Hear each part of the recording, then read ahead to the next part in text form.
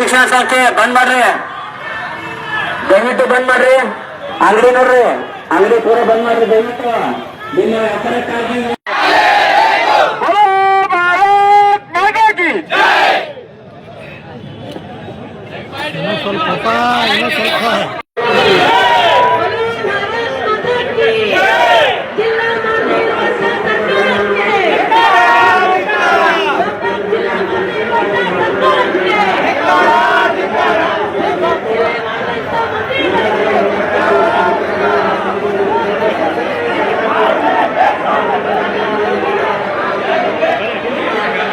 ನಿರಂಜನ ಪರಮೇಶ್ವರ ಮುರುಘರಾಜೇಂದ್ರ ಅಪ್ಪಾಜಿ ಅವರ ಪಾದಾರವಂದಗಳಿಗೆ ಭಕ್ತಿಪೂರ್ವಕ ನಮನಗಳನ್ನು ಸಮರ್ಪಿಸಿ ಘಟ್ಟದಲ್ಲಿ ಅದು ಆ ಸಂದರ್ಭದಲ್ಲಿ ರಾಜಕೀಯ ಹಿತಾಸಕ್ತಿ ಮತ್ತು ಕೆಲವೊಂದು ರಾಜಕಾರಣಿಗಳ ವಿರೋಧದಿಂದ ಹಾಗೆ ಅದು ಪೆಂಡಿಂಗ್ ಹೋದ.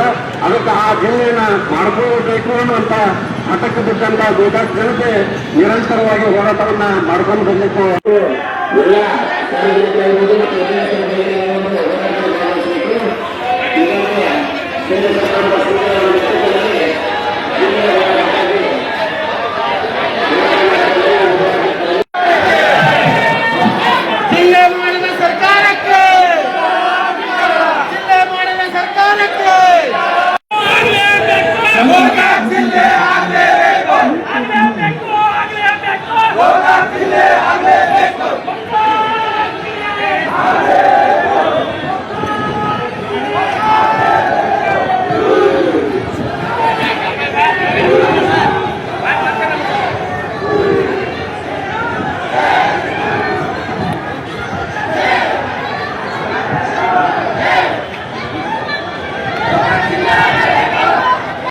ಹೋದಂತ ಸ್ವಾಗತವನ್ನ ಕೋರ್ತಾ ಹಾಗೂ ನಗರದ ವಿವಿಧ ಸಂಘಟನೆಗಳಿಗೂ ಹಾಗೂ ಎಲ್ಲ ಮಹಾಜನತೆಗೂ ಜಿಲ್ಲಾ ಹೋರಾಟ ಚಾಲನಾ ಸಮಿತಿಯ ಪರವಾಗಿ ತಮ್ಮೆಲ್ಲರನ್ನ ಪ್ರೀತಿಪೂರ್ವಕವಾಗಿ ಸ್ವಾಗತವನ್ನ ಕೋರ್ತಾ, ಈಗ ಗೋಕಾಕ್ ಊರಲ್ಲಿ ಎಲ್ಲ ಸುತ್ತಾದ ಬಂದಾಗ ಬಹುತೇಕ ಆಲ್ಮೋಸ್ಟ್ 99% ಅಂಗಡಿ ಬಂದಿದ್ದು. 100% ಅನ್ನೋದಿಲ್ಲ, 99% ಅಂಗಡಿಗಳು ಬಂದಿದೆ. ಎಲ್ಲ ಒಂದು ವ್ಯಾಪಾರಸ್ಥರಾಗಿರ್ಬೋದು, ಗೋಕಾಕನ ಸಾರ್ವಜನಿಕರು ಈ ಒಂದು ಚಳವಳಿಗೆ ಅವರ ಒಂದು ಬೆಂಬಲವನ್ನು ಸೂಚಿಸಿದ್ದಾರೆ. ಅದಕ್ಕೆ ಯಾಕೆ ಬರೀ ಒಂದೇ ತಾಸು ಬಂದ್ ಮಾಡಿರಲ್ಲ, ಪೂರ್ಣ ದಿನ ಬಂದಿದ್ದು. ಹೆಚ್ಚಿನ ಸಂಖ್ಯೆಯಲ್ಲಿ ಈ ಒಂದು ನಮ್ಮ ಚಳವಳಿಗೆ ಎಲ್ಲಾ ಸಾರ್ವಜನಿಕರು ಕೂಡ ಬೆಂಬಲವನ್ನು ಕೊಡ್ಬೇಕಂತ ಹೇಳಿ ಈಗಾಗಲೇ ಯಾಕಂತಂದ್ರೆ ನಾವು ನಿನ್ನೆ ನಡೆದಂತ ಒಂದು ಪ್ರೆಸ್ ಮೀಟ್ ಅಲ್ಲಿ ನಾ ಹೇಳಿದೆ. ಯಾಕಂತಂದ್ರೆ ನಮ್ಮ ಒಂದು ಜಾರಕಿಹೊಳಿ ಕುಟುಂಬದಲ್ಲಿರುವಂತಹ ಎಲ್ಲಾ ಜನಪ್ರತಿನಿಧಿಗಳು ಎಲ್ಲರೂ ಕೂಡ ಈ ತಮ್ಮ ಒಂದು ಚಾಲನಾ ಸಮಿತಿಗೆ ಸಂಪೂರ್ಣವಾದಂತಹ ಬೆಂಬಲವನ್ನು ಕೊಡ್ತಾರೆ ಅನ್ನುವಂತ ಮಾತನ್ನು ಅಲ್ಲಿ ಹೇಳಿದ್ದೀನಿ. ಅದೇ ಗಟ್ಟಿ ಮಾತನ್ನು ಇಲ್ಲಿಯೂ ಕೂಡ ಇವತ್ತು ಹೇಳಾಗುತ್ತೆ. ಈಗಾಗಲೇ ಯಾಕಂತಂದ್ರೆ ತಾವೆಲ್ಲ ನೋಡಿರ್ಬೋದು.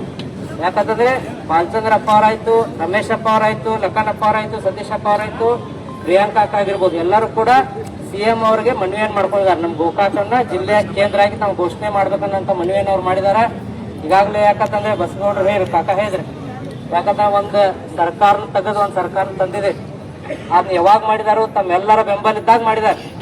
ಸೊ ಇದನ್ನು ಕಾರ್ಯ ಮಾಡ್ಬೇಕು, ತಮ್ಮೆಲ್ಲರ ಒಂದು ಗಟ್ಟಿಯಾಗಿರುವಂತ ಬೆಂಬಲ ನಮ್ಮೆಲ್ಲ ಒಂದು ಹೋರಾಟ ಸಮಿತಿ ಜೊತೆ ತಾವಿರ್ಬೇಕು. ಅಂದಾಗ ಒಂದು ಗಟ್ಟಿಯಾದಂತಹ ನಿರ್ಣಯ ನಾವೆಲ್ಲರೂ ಕೂಡಿ ಮಾಡಬಹುದು. ಈಗಾಗಲೇ ಯಾಕಂದ್ರೆ ಎಲ್ಲ ಹೆಚ್ಚಿನ ಸಂಖ್ಯೆಯಲ್ಲಿ ತಾವು ಬಂದಿದ್ದೀರಿ. ಪೂಜ್ಯರ ಮಾರ್ಗದರ್ಶನದಲ್ಲಿ ಯಶಸ್ವಿಯಾದಂತಹ ಈ ಒಂದು ಬಂದ್ ಕಾರ್ಯವನ್ನು ನಾವು ಮಾಡಿದ್ದೇವೆ. ಈಗಾಗಲೇ ಯಾಕಂತಂದ್ರೆ ಇಲ್ಲಿ ಅಂದ್ರು ಯಾಕೆ ಜನಪ್ರತಿನಿಧಿಗಳು ಬಂದಿಲ್ಲ ಅಂತ ಹೇಳಿದ್ರು.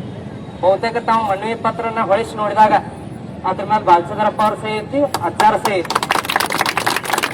ನೋಡ್ಬೇಕು ನಾವು ಅವ್ರಿಗೆ ಬಂದಿಲ್ಲ ಅಂದ್ರೂ ಕೂಡ ನನ್ನ ಅವ್ರ ಪರವಾಗಿ ಪ್ರತಿನಿಧಿಯಾಗಿ ಕಳಿಸಿದ್ದಾರೆ. ಮನವಿನಾಗ ಯಾವತ್ತಿಗೂ ಇನ್ನತನ ಎಷ್ಟು ನಾವು ಜಿಲ್ಲೆಗಾಗಿ ಏನ್ ಮನವಿಗಳನ್ನು ಕೊಟ್ಟಿದ್ದೇವೆ ಎಲ್ಲಾದ್ರದ್ದು ಬಾಲಚಂದ್ರಪ್ಪ ಅವ್ರ ಸಹಿ ತಾವು ನೋಡ್ಬೋದು. ಅದಕ್ಕೆ ಎಲ್ಲರೂ ತಾವು ಇವತ್ತು ಗಟ್ಟಿಯಾಗಿ ಇಲ್ಲಿ ಈ ಕಾರ್ಯಕ್ರಮಕ್ಕೆ ಬಂದಿದ್ದೀರಿ.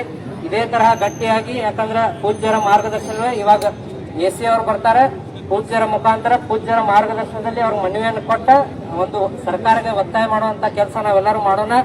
ಮುಂದೆ ಪೂಜ್ಯರ ಒಂದು ಮಾರ್ಗದರ್ಶನದಲ್ಲಿ ಒಂದು ನಿಯೋಗನ್ನ ತಗೊಂಡು ಹೋಗಿ ಮುಖ್ಯಮಂತ್ರಿಗಳಿಗೆ ಒಂದು ಭೇಟಿಯಾಗುವಂತ ಒಂದು ಕೆಲಸವನ್ನು ಮಾಡೋಣ. ಎಲ್ಲರೂ ಗಟ್ಟಿಯಾಗಿ ನಾವು ನಿಂತದ್ದೇ ಆದ್ರೆ ಅತಿ ಶೀಘ್ರವಾಗಿ ಗೋಕಾಕನನ್ನ ಜಿಲ್ಲೆಯಾಗಿ ನಾವು ಘೋಷಣೆ ಮಾಡಿಸೋಲ್ಲಿ ಎಲ್ಲರೂ ಕೂಡ ಯಶಸ್ವಿ ಆಗ್ತೇವೆ ಅನ್ನೋಂಥ ಮಾತನ್ನ ಈ ವೇದಿಕೆ ಮುಖಾಂತರ ತಮ್ಮನ್ನ ಹೇಳಕ್ ಬಯಸ್ತೇನೆ. ಅದ್ರ ಜೊತೆಗೆ ಯಾಕಂತಂದ್ರೆ ಇದೇ ಹೇಳಿದ್ರು, ಯಾಕ ಹೋರಾಟ ಮಾಡುವಂತ ಎಲ್ಲ ಹಿರಿಯರದಾರ. ಯಾಕ ಬಹುತೇಕ ಇನ್ನು ಜಿಲ್ಲಾ ಆದ್ರೆ ಅವ್ರಿಗೆ ಉಪಯೋಗ ಐತೋ ಇಲ್ಲ ಗೊತ್ತಿಲ್ಲ. ಆದ್ರೆ ಮುಂದಿನ ನಮ್ಮ ಯುವ ಪೀಳಿಗೆಗೆ ಜಿಲ್ಲಾ ಆಗಲಿ ಒಂದು ಉದ್ಯೋಗ ಸಿಗಲಿ, ವ್ಯವಹಾರ ಸಿಗಲಿ, ನಮ್ಮ ಎಲ್ಲ ಯುವಕರಾಗಲಿ ಎಲ್ಲರೂ ಕೂಡ ಮುಂದೆ ಎತ್ತರಕ್ಕೆ ಬೆಳೆಯಲಿ ಅನ್ನುವಂಥ ನಿಟ್ಟಿನಲ್ಲಿ ಪೂಜ್ಯರಾತು ನಮ್ಮೆಲ್ಲ ಹಿರಿಯರು ಕೂಡ ಈ ಒಂದು ಹೋರಾಟದಲ್ಲಿ ಭಾಗಿಯಾಗಿದ್ದಾರೆ. ಅದಕ್ಕೆ ಬರುವಂತಹ ದಿನಮಾನದಲ್ಲಿ ಎಲ್ಲ ಯುವಕರು ತಾವು ಹೆಚ್ಚಿನ ಸಂಖ್ಯೆಯಲ್ಲಿ ಈ ಒಂದು ಹೋರಾಟದಲ್ಲಿ ಭಾಗಿಯಾಗಬೇಕು. ಭಾಗಿಯಾಗಿ ಯಾಕಂದ್ರೆ ನಮಗೋಸ್ಕರ ಎಲ್ಲರೂ ಕೂಡ ಹೋರಾಟ ಮಾಡ್ತಾ ಇದ್ದಾರೆ. ಅದಕ್ಕೆ ತಾವು ಎಲ್ಲರೂ ಮುಂಚೂಣಿಯಲ್ಲಿ ಬಂದು ಹೋರಾಟದಲ್ಲಿ ಭಾಗಿಯಾಗಬೇಕಂತ ಹೇಳಿ ಈ ವೇದಿಕೆ ಮುಖಾಂತರ ತಮ್ಮನ್ನ ಮನವಿಯನ್ನು ಮಾಡ್ತೇನೆ. ಅದ್ರ ಜೊತೆಗೆ ಈ ಒಂದು ಕಾರ್ಯಕ್ರಮದಲ್ಲಿ ಎಲ್ಲ ನಮ್ಮ ಹಿರಿಯರು ಬಂದಿದ್ದೀರಿ, ಎಲ್ಲಾ ಸಂಘ ಸಂಸ್ಥೆಗಳ ತಾವೆಲ್ಲರೂ ಬೆಂಬಲ ಕೊಟ್ಟಿದ್ದೀರಿ. ತಮ್ಮೆಲ್ಲರಿಗೂ ನಾ ಅಭಿನಂದನೆಗಳನ್ನು ಹೇಳಿ ತಮ್ಮೆಲ್ಲರಿಗೂ ಒಳ್ಳೇದಾಗಲಿ ಅಂತ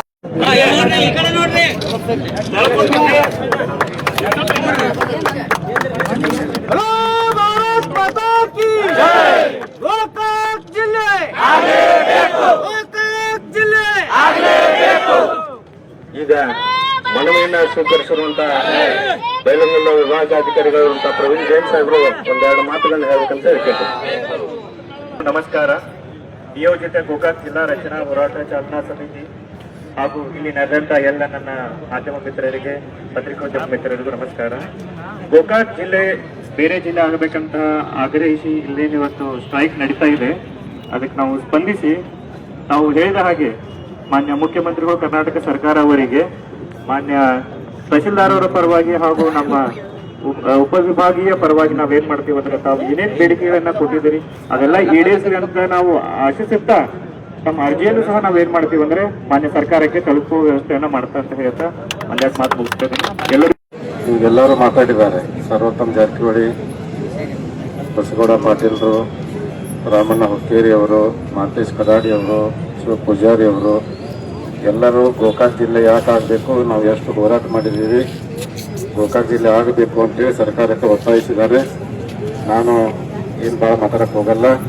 ಮುಂದಿನ ಹೋರಾಟದ ರೂಪುರೇಷೆ ಬಗ್ಗೆ ಒಂದು ಮಾತು ಹೇಳ್ತೀನಿ. ಈಗ ಇವತ್ತು ಗೋಕಾಕ್ ಬಂದ್ ಮಾಡ್ತೀವಿ ಅಂತೇಳಿ ನಿನ್ನ ಪತ್ರಿಕಾಗೋಷ್ಠಿ ಮಾಡಿದ್ದೀವಿ, ಗೋಕಾಕ್ ಬಂದ್ ಮಾಡಿದ್ದೀವಿ.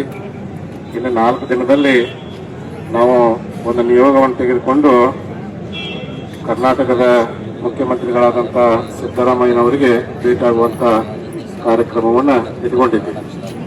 ಅಲ್ಲಿ ಮುಖ್ಯಮಂತ್ರಿಗಳಿಗೆ ಮನವಿಯನ್ನು ಕೊಟ್ಟು ಬಂದ ನಂತರ ಒಂದು 4 ದಿವಸ ಗಡುವು ಕೊಡ್ತೀವಿ.